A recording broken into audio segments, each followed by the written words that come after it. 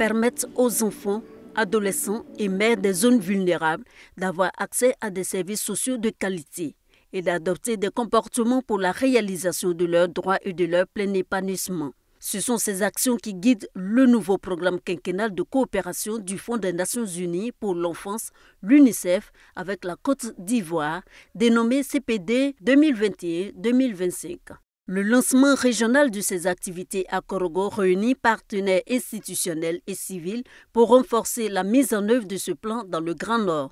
Nous voulons donner chaque fille et chaque garçon de Côte d'Ivoire l'opportunité de naître et grandir en bonne santé, d'accueillir des compétences fondamentales, de grandir dans un environnement propre et sûr et de jouir d'un égal accès aux opportunités pour réussir dans la vie.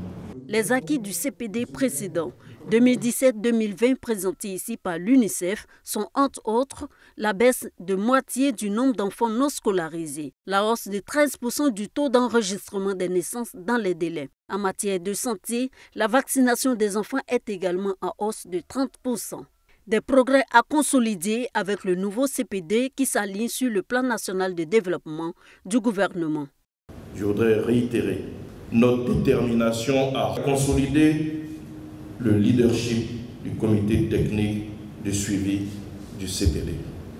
De plus, des actions appropriées de renforcement des capacités afin de mieux outiller les coordonnateurs et points focaux pour une mise en œuvre réussie du programme seront entreprises.